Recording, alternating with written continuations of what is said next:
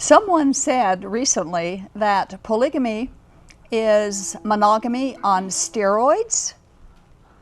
Stay tuned for Polygamy. What love is this?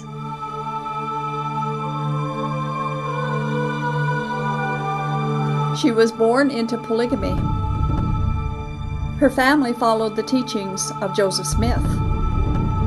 All of them, including plural marriage, especially plural marriage. Like many young girls, she had been promised to a man who was her father's age. But she fled. She ran away. She preferred an eternity of outer darkness to a life of polygamy. She chose hell over religious enslavement.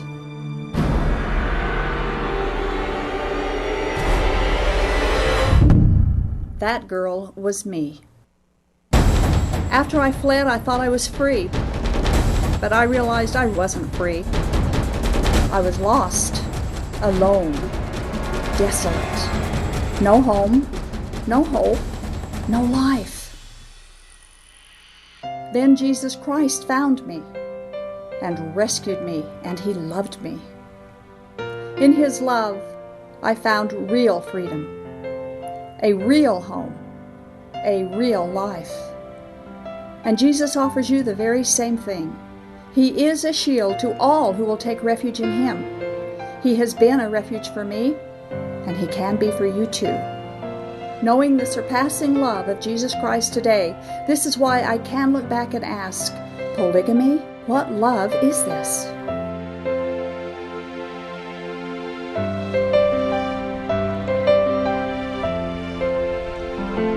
Welcome to Polygamy, What Love Is This? We're here on Thursday nights to bring information to our viewers about polygamy in our culture. I'm your host, Doris Hanson, and we do want you to know that the most important things to us is that we want those who practice polygamy to know and to realize you don't have to do this. You have been told that God wants you to do it and that He requires it, but you haven't been told the truth at all. God does not want you to share your husband with any other person ever, and every woman is worthy to have her own private, exclusive, loving husband. That's the way God created it to be. And with us tonight is our co-host, former Mormon Bishop Earl Erskine. Hi, Doris. Thank you for coming. How's things going with you? And your TV show's going along well? Doing very well, yeah. We've interviewed a lot of people. Good, yeah, good. It's been going well. Good stories coming out of that too. Thank Great. you. I hear a lot of good remarks about that. And last night at Mainstream Church in Brigham City, we watched the first public viewing of our latest DVD, A Home for Hagar, and you and your sweet wife were there. And during our break tonight, we're going to show a short clip again to our viewers of the video and announce where we're going to be showing it here in Salt Lake City so that our closer viewers can come and watch it. So stay tuned. We'll be showing that at the break.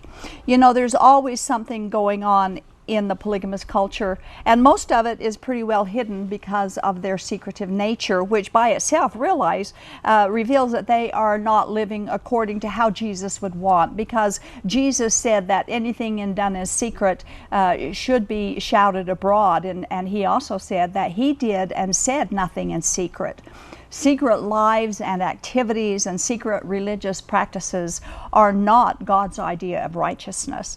Tonight we're going to update our viewers about some of what is going on in the polygamy culture, the current events, and then as time allows, we are going to start a discussion of several of the most appalling polygamists since Joseph Smith introduced polygamy into religion. So we hope we have a good show. It's pretty fascinating. Hope they'll pay attention. Yeah, I do too. So first, let's do some of what's new in polygamy. One of the celebrated polygamous families of the TLC network is the My Five Wives clan, and we've discovered through the website starchasm.net that Brady Williams, who is the patriarch of this huge polygamous family, has filed bankruptcy to the tune of over $400,000. And so now we discover who is supporting the lifestyle of this polygamous family. Not only do polygamists cost taxpayers buco bucks in welfare and food stamps, but bankruptcy also ends up forcing others to support their lifestyle. Yeah. Even when we don't agree with it, we have to support them. And of course, Cody Brown's family also filed bankruptcy a few years back, and more than once too, by the way. Information from the website starchasm.net is where we got some of the information for what we're talking about tonight. And you can go to our whatloveisthis.tv webpage and click show notes and get the complete links to all of our references tonight as we talk about this, and you can also get the link to this. We find that Brady Williams, with his 5 wives and 24 children, is unable to support his lifestyle or his family, and so we get to support them for him. He is $400,000 in debt. His assets are $16,728 in vehicles, $10,215 in real estate. His assets are fascinating as well. I thought so too. He has $20 in a lawnmower. $20 in a lawnmower. And you know, I mean, that's okay. People can't afford lawnmowers. It took a long time before I could afford one. But this one is interesting, $50 in a wedding ring. And he has 5 wives. He's got 5 wives and $50 in a wedding ring. Now again, you know, if you can't afford to buy them, you can't afford to buy them. But that's kind of, I mean, each wife deserves a wedding ring, doesn't she? And of course, there's $3.61 in a savings account. He and his wives owe $180,000 in credit card debt, $100,000 in a business loan and other debts, which adds up to $420,000. His assets are about $27,000 and his debts are at $420,000. That's a high price to live a polygamous lifestyle. And don't they get also usually food stamps and other things? Well, I don't know if that family's on food stamps or welfare, but I know many polygamous families are. I don't know about his family. Yeah. But you know, it's a personal responsibility for a man to take care of his family. Why should polygamists be the exception? Why is it acceptable for them to have 5 families and we get to pick up the tab? And don't forget that polygamy is still illegal, is still against the law. The polygamous man, by the way, this polygamous man, Brady Williams, is a philosophy student, and he's a part-time worker in his brother's construction business. He's busy at something, but it's not at work, obviously. Some of his wives do contribute to the family budget. One of them is a dental hygienist. Another wife handles a construction business, and one of his wives is a medical assistant. And these are good jobs. But sadly, one of his wives plans on getting pregnant and another wife plans on adopting a child. We have nothing against adoption. Yeah. We have nothing against people having children. But if they can't support them, they shouldn't have them, whether it's more wives or more children. And who says polygamy is just between consenting adults? Polygamy being considered merely common consent between adults is only a myth. It affects all their children and the taxpayers too. We picked up a few readers' comments about this family from the website tmz.com, and we want to share 3 short comments with you. Short but interesting. The question is, this garbage is on TV. I feel sorry for the kids. And the last one is, why are you spawning? Now that's interesting, isn't it? Referring to fish, I and guess. there were many comments on that webpage. Yeah. Not one of them was a positive. Not one of them was a positive reaction to this family. And some of the comments are not even something that we would repeat on the show. People don't like this lifestyle or the financial ramification of these mushrooming polygamous families whose men don't take the personal responsibility for their own wives and children. Now, you can, like I said, you can go to our website, whatloveisthis.tv, and click show notes and get the links to the website where we reference where we got some of this information. Well, and aren't there a number of books, too, that have been written about polygamy and the things that are going on inside the culture, and to describe so this many isn't just books. Stuff you're making up here. Oh, It's just, no, we always back up what we say with our quotes from the books or from whatever there's so we much get they it can from. read about this if they will. If they want to, if they want to do that. And of course, we can't do any update on polygamy without talking about Cody Brown and his wives. First public one. In fact, the opening comment that I made at the beginning of the show came from his fourth wife, Robin. She's the one who said polygamy is like monogamy on steroids. Mary, Cody Brown's first wife, explains that they have the same issues as monogamy, but there's more people involved. Well, that's no surprise. They have 4 separate marriages to deal with, she said, and that makes it a bit harder sometimes. Well, no one's arguing with that. We know that that's the case. But monogamy on steroids? Can anyone honestly say that God commands monogamy on steroids? You know, this is a very perverted idea of marriage and certainly a wrong knowledge of God. Don't forget that Mormon polygamy is practiced because they believe that God requires plural marriage.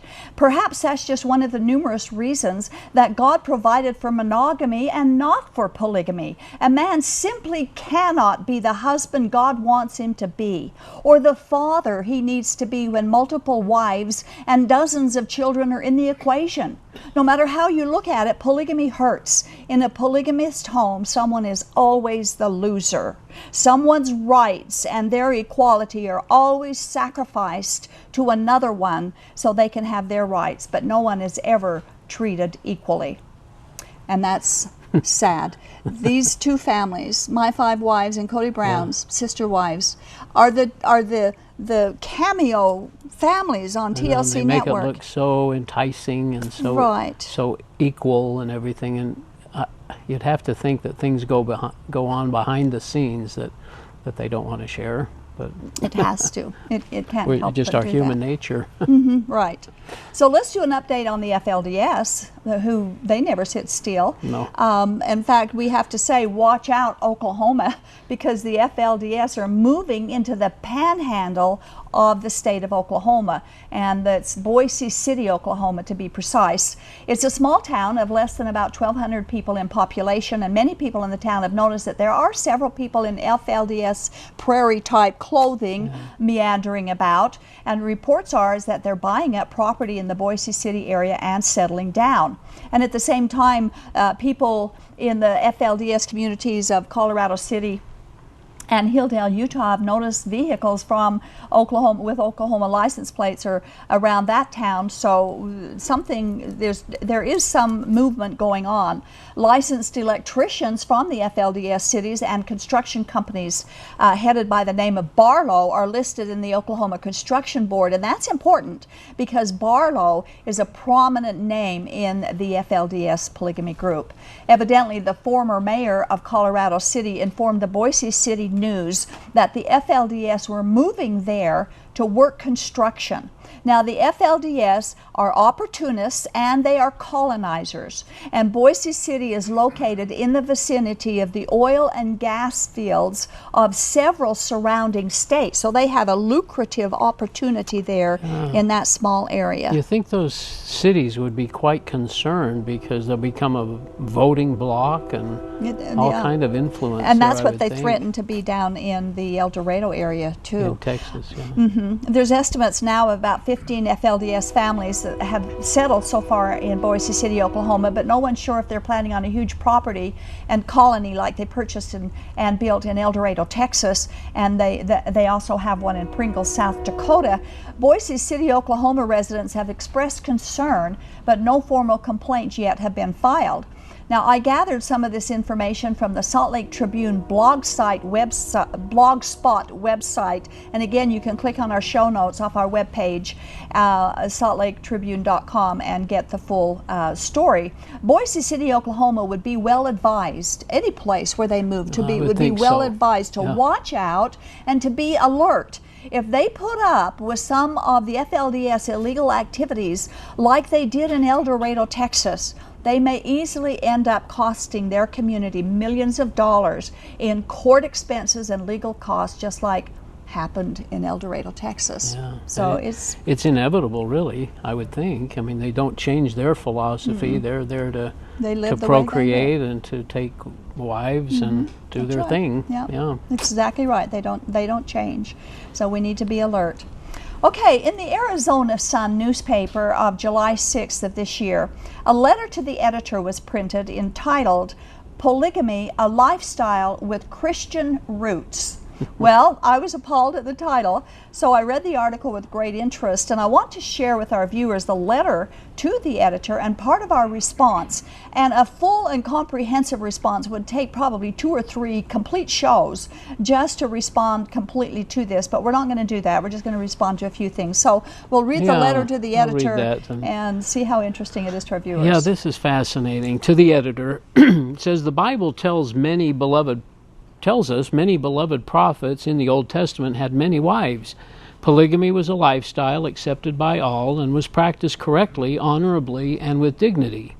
For Christians of 2,000 years ago, polygamy was stopped by the pagan Romans. In the New Testament, the Apostle Paul told the church members in Rome a bishop should be the husband of one wife. Was Paul saying the Old Testament prophets were wrong in having many wives? No. He was telling them to obey the law of the land, which was Roman law. Roman law is alive and well today in America. The rape, forcing, and incest committed against minor girls in Colorado City and Texas has given polygamy an ugly image. Events there are a disgusting distortion of the practice as it was in times past, and how it could be between consenting adults when force, incest, and rape are not used. There are about 40,000 people practicing polygamy in America today, and even though it is not for everyone, the numbers are growing as thousands more are entering into and living the polygamous lifestyle. In time, it will be decriminalized and brought back to stay. It is a valid and true Christian ideal and lifestyle when done right. Hello. Ooh, I should say hello. You know, I think that she forgot to read about David's polygamy in the Bible. Yeah. There was nothing good about what happened in his family. There was incest and murder and rape and adultery. It's awful, and she's calling that good? It's just kind of generic comments that are being made. Yeah. It definitely is. There's so much wrong information there and so many wrong conclusions in the letter. But first of all, no one can ever do something wrong the right way. And God has prohibited polygamy. It should all end right there. Also, she gave no references for where she got her so-called historical information, specifically about Rome and monogamy. Anyone can write or say anything with well-sounding, highly believable arguments, but where's her proof? She has referenced nothing. There were no footnotes to prove her statements, and all her claims are mere assumptions or copied from someone else's unproven statements. In fact, she sounded like she herself was either a fundamentalist or possibly a pro-polygamous Mormon. That's what I thought. And I say this because it was the early Mormons who accused America of cowing down to the Roman monogamous marriage tradition. And we have a couple of quotes about that we want to share with you. First one's from Apostle George Q. Cannon. He says, "It is a fact worthy of note that the shortest-lived nations of which we have record have been monogamic." I kept trying to say that. Monogamic, sorry. Rome was a monogamic nation, and the numerous evils attending that system early laid the foundation for that ruin which eventually overtook her. And then the second one from Brigham Young says, "Since the founding of the Roman Empire, monogamy has prevailed more extensively than in times previous to that. The founders of that ancient empire were robbers and woman stealers, and made laws favoring monogamy in consequence of the scarcity of women among them, and hence the monogamic system which now prevails throughout Christendom, and which had been so fruitful a source of prostitution and whoredom throughout all the Christian monogamic cities of the Old and New World, until rottenness and decay are at the root of their institutions, both national and religious." So we can see from those remarks that she probably has gotten her information from some of these early Mormon polygamists. Of course, none of the early Mormons who blamed Rome for instituting monogamy, none of them gave any historical footnotes either. Most of them just talked from off the top of their heads. And strangely, Brigham Young said there was a scarcity of women among the Romans, which is why they made laws for monogamy. Well, if there were more men than women, monogamy should be the law, not polygamy. Right. That just makes sense. But in fact, it was God who instituted monogamy. It wasn't the Romans. And Jesus Christ affirmed and confirmed that monogamy was God's design for marriage. And we have a quote from Jesus. And it says in Matthew 19:4-6, haven't you read, he replied, that at the beginning the Creator made them male and female and said, for this reason a man will leave his father and mother and be united to his wife, and the two will become one flesh. So they are no longer two, but one. Therefore, what God has joined together, let man not separate. And you know, Mary of Sister Wives says we have 4 marriages. Yeah. God said 1 and 1 makes right. 1 here, Right. not 5 or 4. So this is clear and simple. God provided for monogamy. Jesus confirmed it, he affirmed it, and he sustained monogamy as the only acceptable marriage for humanity. 1 man and 1 woman. Now, the writer of this letter wrote in her letter, she said, the Bible tells us many beloved prophets in the Old Testament had many wives. Polygamy was a lifestyle accepted by all and was practiced correctly, honorably, and with dignity. Joseph Smith always went one better than God, didn't he? He always went to the extreme, it seemed like. Polygamy was a cultural practice in the Old Testament days, but it was never a religious practice. Nowhere in the Bible was it a religious practice, nor a command from God, and eternal life has never been contingent on living polygamy as Joseph Smith and today's polygamists teach. But with Joseph Smith, he had to make it a celestial requirement. The fact is, however, there's not one shred of Mormon-style polygamy in the Old Testament or anywhere in the Bible. Mormon-style polygamy is unique when compared to biblical polygamy. And it wasn't the Old Testament prophets who practiced polygamy. By and large, it was the kings who did that. Very few of the prophets are recorded as being polygamists. And just because the society accepted it doesn't make it right, and doesn't mean that God commanded it. And that's one of the huge deceptions of Mormon polygamy. And another important point is that there were more people recorded in the Bible who did not practice polygamy than those who did practice it. So why aren't they being used as examples? I always think of the 2 biggest ones of Adam and Noah. Yeah. Why not? At the most if God critical really time. wanted them to have lots of good, righteous children, they would have had many, many wives. They only had time. 1 each. Exactly right. Yeah. He said, "Fill the earth."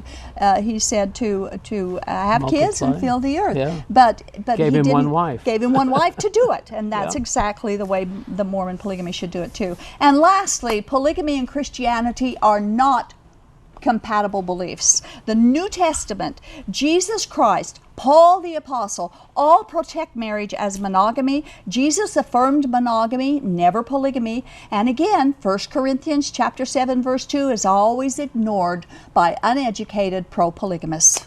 It's pretty simple. And we'll but say it since again. there is so much immorality, each man should have his own wife and each woman her own husband. That's clear. That's pretty simple. Although people have tried, polygamists have tried, they cannot change the verse to mean something different than what it says. Anyone can define Christianity to mean whatever they want it to mean, but that doesn't make their definition valid.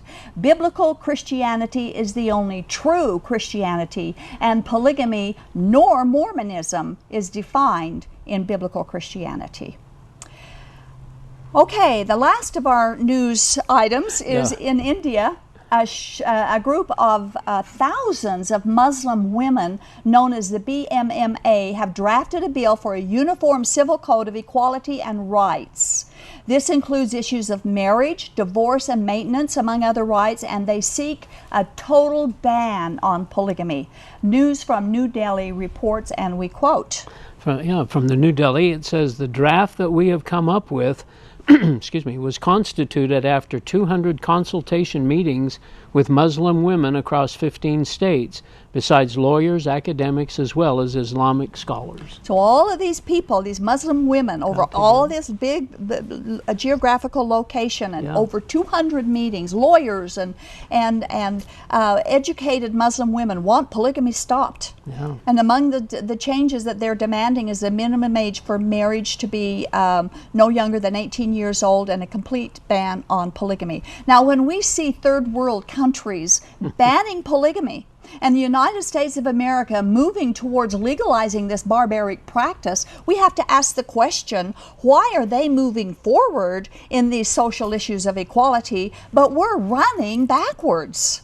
There's no such thing as true freedom without responsibility. Seems like Americans want all the freedom, but none of the responsibility and morality that goes with keeping and protecting our freedoms. Well, and it's just kind of like people are allowed to do what they want. Mm-hmm. And they should be free to do whatever they want, no matter who it hurts. Yeah. Yeah, that's true. Yeah. Okay, a few months ago, I came across a website which rather intrigued me. The website is entitled 10 Creepy Polygamist Prophets. And I liked their idea, and I thought that it would bring some good information to our show. So I wrote to the webmaster, and I asked for permission to use some of their information and format on a future show of ours. Charity Christensen replied with permission, as long as we identified the website as being the source of information. Of course, we're always willing to give credit where credit is due. And we want to thank the webmaster at listverse.com and Charity Christensen for their gracious permission to use this idea. And again, you can go to our show notes on our website and click that, and you will be able to get the link to the website. Although we won't be following their format exactly, we do appreciate the idea and the information that they provided. Being informed and educated on these issues is important to be able to properly fight and to refute the many lies and the deception this culture uses to justify polygamy, Joseph Smith style. And we will not be able to finish the entire list of these top creepy polygamists tonight, but so we're going to label this part 1, and we'll finish this particular discussion on a future show. Some of the men that we'll be talking about are self-proclaimed prophets who use the early teachings of the polygamous Mormon church as the basis for their own disgusting behavior.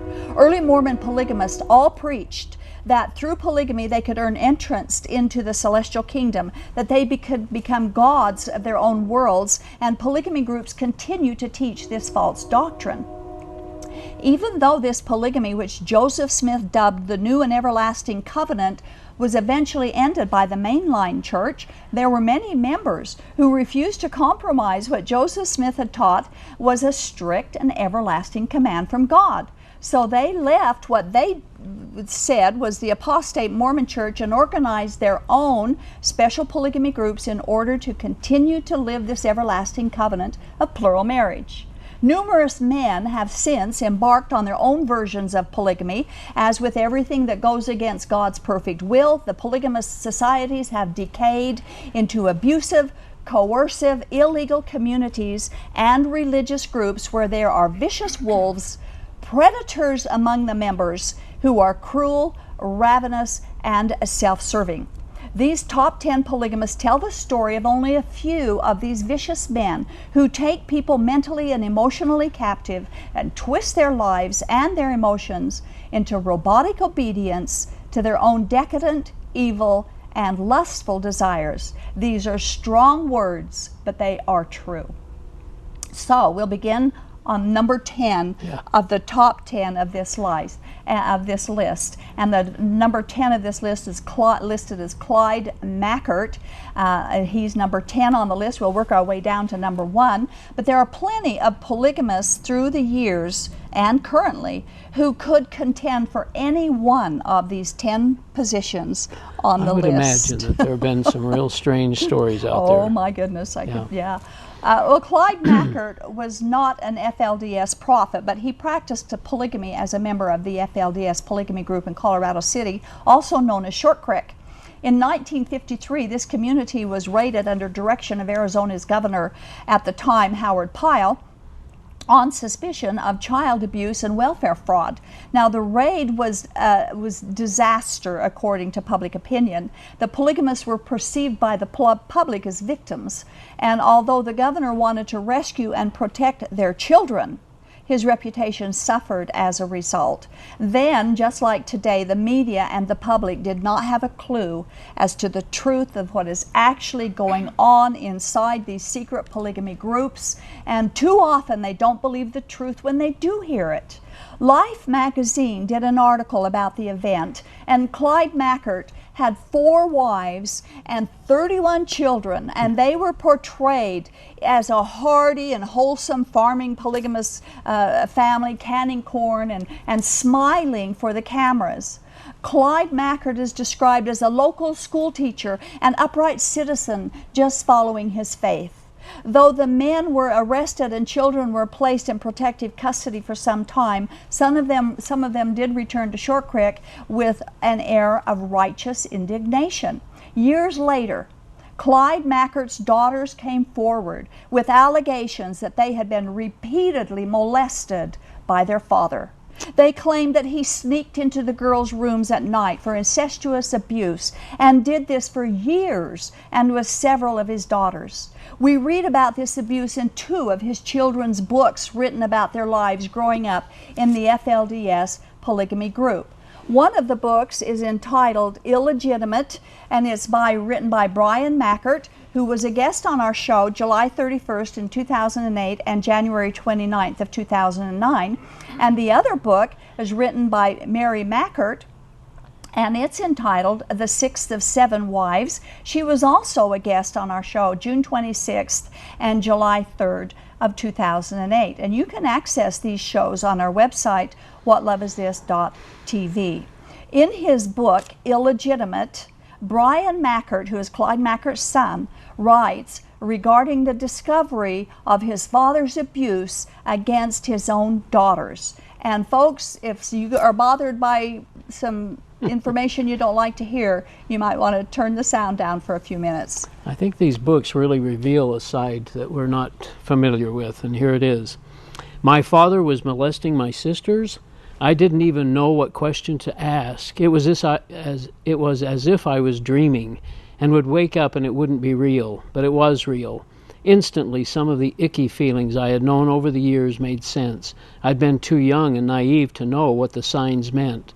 I recall a time when I saw my father sexually aroused after my 6-year-old sister sat in his lap for most of the evening, and about the time another sister had hidden under the table, and the fear in my sister's eyes every day when father came home from work. They were petrified, but why, I had never known. And so he was a young boy as he's telling about this story, so he didn't fully understand didn't this. See the signs and right, didn't understand the behavior. But Brian writes more about this abuse that the family didn't know about and his sisters didn't tell about until long after the abuse had taken place. While this father is grinning at Life magazine articles, he's acting like a very normal he's being a sexual incestuous abuser. On page 207 of his book, Brian writes more about this. Father told about an educational course he would be teaching to prepare his daughters for marriage. This course was private, and Father as the instructor. The language was clear. This would be a sex education course with hands-on practical application. That must be the rationalization that has to go on in someone's mind to be able to say, I'm preparing her for marriage, or I just can't imagine the thought process there. It's a twisted twist. It's a twisted religion's going to be it's twisted all sexually oriented. Definitely sexually oriented. And we wonder, why would a man with 4 wives find that he needed more sexual gratification by molesting his own daughters, his young daughters? And to be sure, this is not unusual behavior by men in polygamy groups. The sexual abuse and the molestation is epidemic. I don't know if there's very few people that I've talked with who have left polygamy group or want to get out who hasn't said they've been molested somehow. You're right. There's just very few, small percentage of them that have. One of his sons, one of Clyde Mackert's sons, also described a neglectful childhood in which his father never acknowledged him unless it was for some corporal punishment to give to him. In polygamy, there's always too many children competing for their parents' attention, and the father of dozens of children cannot properly be the daddy of all those kids. It's impossible. 31 kids. 31 kids. One case here. Yeah. It's just crazy. It is. And those that claim that polygamy is okay because it's between consenting adults are ignorant of the facts. They don't care to learn the truth about it. In fact, many of them have the attitude of, don't confuse me with the facts. More information about this man's child abuse can be found on a long link that is on our show notes website, as we've mentioned before, whatloveisthis.tv, and you will look for the LasVegasSun.com link. And with that, we will open up our phones and invite our viewers to share your thoughts and ask for your comments that you might have. Our telephone number is 801-973-8820. And during our break tonight, instead of showing our regular normal film clip, we're going to show you a short clip introducing the next project of our ministry to the Mormon fundamentalists. So as we wait for your call, please enjoy a very short preview of our newest DVD, A Home for Hagar. The night of my wedding was the saddest day of my life. Either you live polygamy or you're going to go to hell. And I would wish somebody would come and kidnap me and take me away. I had no idea what polygamy was actually going to be like. Dear God, help me get out. All these men did whatever they wanted to all these women in my life, and sometimes me. I was given as a third wife to a man that I'd hated since I was 9. And I couldn't do what I would think about it. I was born here, in the land of the free, a slave in a polygamous cult, and my story is not unique.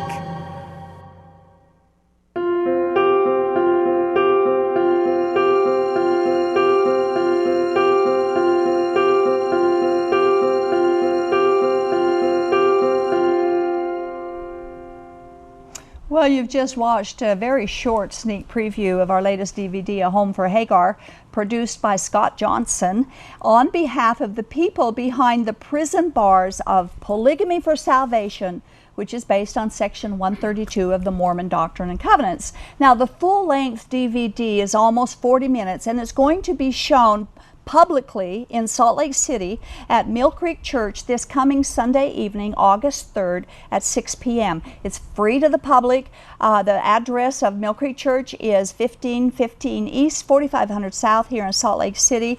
And everyone who wishes to know more about the next phase of a Shield and Refuge ministry are invited to come and watch the DVD. It's free, like I mentioned, and there will be several people there, including myself. I think you're planning on coming, aren't you? You bet. And some other people there who will be there to answer your questions or just chat with you about what's going on in the ministry. And also, if you're interested in inviting us to come and speak to your church or your Sunday school or missions group or any other organization about our ministry to the Mormon fundamentalists, we'd love to do that. You can contact us at tv@aboutpolygamy.com, or you can call me at 801-649-3103 and we can discuss it. Our telephone lines are open. We'd love to hear from you if you want to give us a call and talk about some of the things that we've been talking about tonight. If you have any questions or comments that you would like to make. I don't know when our next Polygamy in the News update will be, but we have one more to share, so we will start that as we wait for the calls to come in. And that is that the LDS Church is suing polygamist Winston Blackmore up in British Columbia, up in Canada. Right. They want the British Columbia Supreme Court to stop polygamous leader Winston Blackmore, and there he is pointing with glee at some of his wives and children, and they want to stop him from using their name. Winston Blackmore is the leader of an offshoot of the FLDS polygamy group, and it is based in Bountiful, British Columbia in Canada. His group has about 500 members, and they follow the polygamist teachings of Joseph Smith. Of course, all these polygamists do. And they're the only true churches, right? And each one is the only true church, yes. The Mormon, by the way, which reminds me that the early Mormon polygamists claimed if they ever gave up polygamy, the Mormon church would cease to exist as God's only true church. Well, because it was a requirement for celestial kingdom. Right. Yeah. And so you can see why the polygamists don't think that the polygamists look at the Mormon church as being apostate, because they did give up polygamy, and their prophets, the prophets the Mormon church today reverence, are the ones who said that the Mormon church would cease to be God's only true church if they ever gave up polygamy. So it's kind of a circle there. But anyway, the Mormon church filed a lawsuit in June of 2014 alleging that in 2010, Winston Blackmore registered the name Church of Jesus Christ of Latter-day Saints, Inc., I-N-C, period. Incorporated. And when they discovered this when they tried to register the name themselves earlier this year and was blocked. Well, no one blocks the LDS. Yeah, that didn't go over well. And they allege that Winston Blackmore misappropriated the names, the identity, and the reputation of the LDS Church. Well, Winston Blackmore has several weeks to file a response, but we thought we would quote what the LDS Church noted in this lawsuit.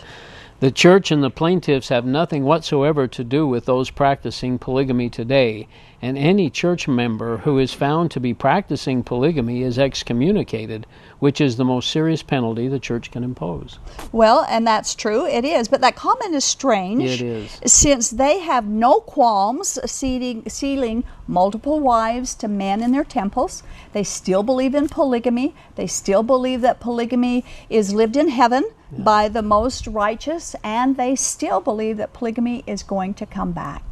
So we'll finish with this, but we do have a call coming in, and the caller is Robert in Midvale. Hello, Robert. Robert? Maybe we have a caller. Robert? I don't even hear. Is it buzzing? Turn green. Yeah. Don't know. Well, we'll see if he'll call back. It didn't look like he was there. Anyway, the LDS Church wants the court to order Winston Blackmore to give up the corporate name and destroy all of his signs and brochures and any other materials that have the name on it. And this is all interesting when we consider that it was this church that introduced this polygamy into this religion through their beloved Joseph Smith. But now they refuse to even acknowledge their own polygamist offspring. And that's what's so interesting about the phrase, we have nothing whatsoever to do with those practicing polygamy today.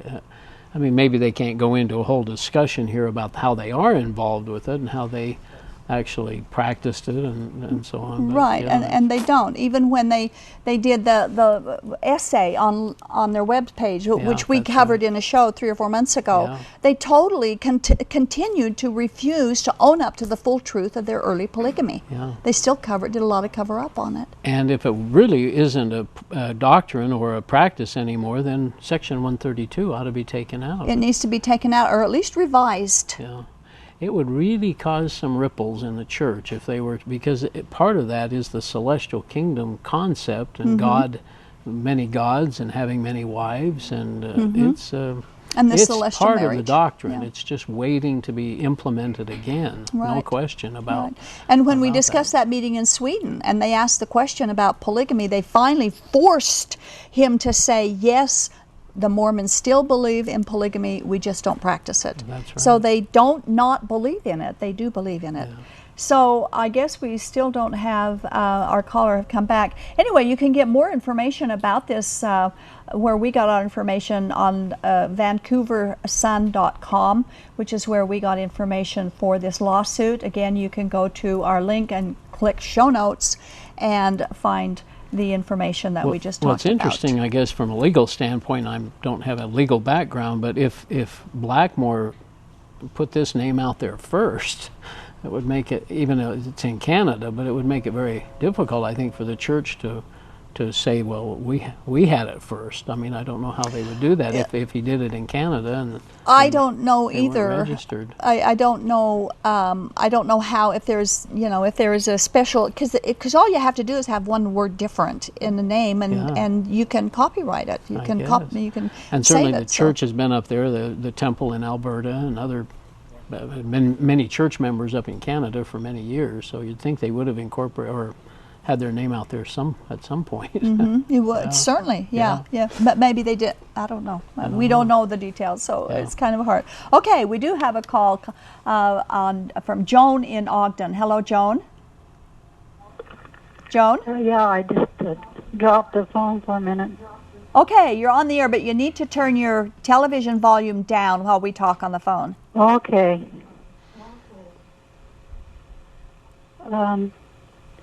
I don't know if I have any questions. I met Clyde Mackert. quite a few She years met ago. Clyde Mackert. And I thought I might add some of his history. Okay. Were you in a polygamist he group? He married sisters, 5 of them, I think. Well, he only had 4 wives. And I do believe 2 of his wives were sisters. And he said that it was their idea, that he wasn't at first interested in polygamy. That can happen, yes. In fact, I've just recently talked to 2 different people over the telephone where the woman is trying to get into, and actually one of them called me and wanted me to find her a polygamist husband. That does happen. And it's odd that women would put up with that garbage, but they do. So I don't know about that part of it either, Joan. They seem like nice people to me. Well, you know, there are a lot of nice people that in the bedroom, behind the bedroom doors, they're molesting their kids. That happens in polygamy groups all the time. And it wasn't with just one of his daughters, Joan. It was several of his daughters came forward and told that story of his molestation. Yeah. Yeah. Well, my family, although none of them were polygamists, they got interested in it, and they do a lot of missionary work. They were at that time anyway. Mm-hmm. Well, some of the polygamists do go out and they try to recruit new blood into their groups, but they don't aggressively proselytize like say the LDS Church does. Yeah. Well, thank you, Joan. We appreciate your call and giving us the information. All right, thank you. Good night. Okay, looks like that we have Robert from Midvale on again. Hello, Robert. Are you there? Yes, I'm here. Okay, you're on the air now. What's your question? First, I've been trying to get a hold of you, and something's been going on with the phone. Anyway, you've been talking about polygamists and incest. Yeah. And I used to go with a woman that was a Mormon, and she got out of the church, but she's probably about 50 years old now, but she told me whenever she was young, her and her sister, her father used to molest them. And I just wonder how many people this happened to that nobody never said nothing, or will they call you, and I don't think they'll tell you that. Well, you know, Robert, I'd like to say something right here. I worked in a homeless shelter, a women's homeless shelter, for 10 years here in Salt Lake City. And we would interview the women when they came in off the streets for whatever reason that they were homeless, and we tried to help them get back up on their feet. And as we would interview them, we would try to counsel with them with some of the issues that they had. And I was shocked to find out how many women were molested as children. Not just many of them from the Mormon culture. Most of them actually were from the Mormon culture. Right. But some of them weren't. These people were devout Mormons, her family, and it was. Robert, she told me about this, and it was true. I know it's true. Well, we have, like you said, Earl, a sexual focus in the society. You know, as blatant as this is, Robert, you know how we guys are. We're just, that's kind of our nature. And when you, to be more sexual, I guess, than women particularly, but I think what happens in the polygamist, it just seems like it's like monogamy on steroids. But the root of Mormonism is polygamy, Robert. It started with Joseph Smith clear back in 1831. And so the root, the foundation of Mormonism is sexuality and polygamy. Yeah, I mean, that's the whole, the only reason I think Joseph Smith even came up with this concept was so that he could justify his sexual practices with young women that were already married. Mm-hmm. This was just his justification for doing that, and it just has gotten worse, and people that get involved in it have that proclivity or whatever you call it to do that, and it gets worse, and they're very demanding and predators, really. In fact, one of the... I'm going to get out the line, Doris. Okay, thank you, Robert, for calling. There was a leader of the LDS church that he was a Native American. Well, I can't think of his name right now, but they had to let him go because of some problems that he had. I remember And that. after he George left, something. I can't think of his name. I just saw it yesterday too. But anyway, it come to find out he had gone to his 12-year-old neighbor girl and sexually molested her, and As a trying church leader? trying to do the polygamy thing. Wow. You know, well, he's just doing what Joseph Smith did. Yeah. 14 years old was his limit that we know of, you know. But when the leader of the group is doing what the previous leader of the group did, Then what's the surprise? I mean, well, yeah, Warren that's Jeffs was just doing what Joseph Smith did too. right, Yeah. right. And we've done parallels of Warren Jeffs and Joseph Smith, and they parallel as a little bit frightening Yeah. of what it is. And it just makes men worse than they would probably normally be, I guess. Well, one of the wives of the plural wives of early Mormonism said polygamy makes good men bad and bad men into monsters. And I do believe that's true. Now, that's not true with every polygamous man, because there are some that don't succumb to this garbage that seems to prevail, but it is true with so very many of them. Anyway, it's not God's will to live polygamy, and when we're doing something that's not God's will, then we can't expect it to turn out right. I have a letter here from a viewer that I'd like to read, and it said they had just watched a show. I don't know if they recorded it or what, but they said, just now watching last evening's program, I saw Joseph Smith's comment that all Christianity is corrupt. My question is this: why then do Mormons want to consider themselves Christian? Yeah.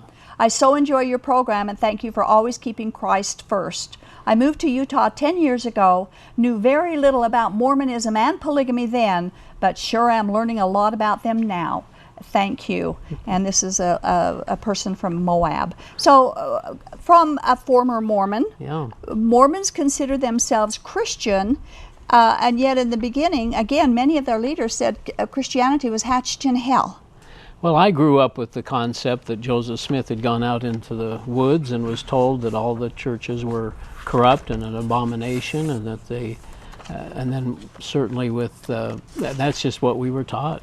So we never had any respect at all for Christians, and it's just been in the last few years that the church has tried to make itself more Christian. But one thing, and there's lots of little snippets we could mention, but just the one thing about baptism, if you were to come to be a Mormon, you'd have to be baptized into the Mormon Church. Any baptism that you had before doesn't count. Right. Anything you've turned over to Christ or your life or anything else, if you wanted to become a Mormon, you'd have to be baptized into their church. Right, and that shows they're not Christian, No. because if you're baptized in a Christian church, and you're accepted in any Christian church. Sure. Okay, very quickly, we have in line 3, Kevin in West Jordan. Hello, Kevin. Yeah, hello, Doris. Yeah, I'm watching your show, and I'm just realizing when you're talking about these polygamous women and growing up and being sexually abused in these homes, and they're realizing they don't want this lifestyle like you didn't want this lifestyle, so you up and leave. How this makes these women so very vulnerable to human trafficking. This is just right for somebody just to grab them and take them and, disappear. Well, and that's a big problem in polygamy groups, especially the FLDS, because they have moved underage girls from over international borders. They are being trafficked for sexual purposes, and our country does nothing about it. Yeah, and they're very vulnerable to other, outside of that. Just I know that. Grab them and snatch them, and they're not going to say anything. That's right. Kevin? No, it's scary, actually. It's very scary. That was my comment. Okay. Thanks. Well, it wasn't really directed at Kevin, but he brings up a point that you've mentioned, I think, before here on the program, that the prophet in these polygamous groups can actually take wives from one husband and give to another husband, right? I mean, it's not a special relationship necessarily if the prophet decides that this woman is better suited here or they're not happy here, so let's give her to another husband. That's a strange concept as well. Where's the nurturing and love? FLDS does that a lot. Warren Jeffs probably did it more than any of the others, but it started with Joseph Smith, because he said that if a woman, a married woman, finds another man who can get her higher into the celestial exaltation, then she can leave that husband and attach herself to this other man, and no legal divorce is required, he said. And that was some of his justification for taking married women. 11 married women. Who weren't as high up in the... Right. Well, none of them as high up as he was, because he was the leader. Yeah. At least in his own eyes. Yeah. It's just so... This just can't be from God. If he really meant it, he would have given extra wives to Adam and to Noah. There's just no question about that. And of course, the early Mormon leaders taught that Adam did have other wives, and that Eve was only one of his wives that he brought with, and he left the others up there in some... That's kind of suggested in the temple ceremony. Oh, yeah? That he's just doing what he... and of course we were taught that. We were taught everybody that in the Bible had wives. They just didn't tell us about them. I mean, Jesus, according to polygamists, Jesus had wives. That's true. Many wives and many children. And the early Mormon polygamists taught that that's why Jesus was crucified. I think it was Orson Hyde who taught that's why he was crucified, was because he was persecuted for having many wives. And when you can't trust the Bible, then that makes... you can say anything you want. Anything goes. Yeah. Well, there's another call there we won't be able to get to, Jeff. You can leave a message and we'll call you back, or call the next time. Thanks, Earl, again. Oh, it's been a pleasure. This here. is so fascinating, and I'm learning so much about what you've been through. And you thought you were going to hell. I did, for a long time. Yeah. Well, you know, America was founded on the foundation that all people are created equal, and that the gift of freedom was God's idea to start with. But in polygamy, all people are not considered equal, and true freedom is unknown to most of them. Freedom also comes at a cost, and there are many in our free country who would like to have freedom from polygamy, but the price is very high.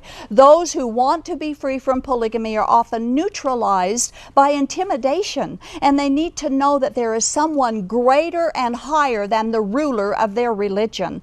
False leaders manipulate. False religion enslaves you under unnecessary rules and rituals, but we trust in the living God, not in religious men. And Jesus Christ gives freedom in our souls and in our lives. We are not subject to men's religious rules. Jesus alone is the supreme liberator, and He alone is the truth. And to know the truth makes us free. And the Bible promises that if the Son makes us free, we shall be free indeed. Have you ever stepped over your boundary line of religious intimidation into God's love that is waiting patiently for you? Have you ever trusted Him and Him alone for forgiveness and for eternal life? If you haven't, then you've missed true freedom and true Christianity. But you can cross that line into His redemption tonight and say to Jesus, I'm yours, Lord. I give me to you. You are my only hope. The one who was sinless died to set us free, and those who are free in Jesus are free indeed. Thanks for watching, and good night.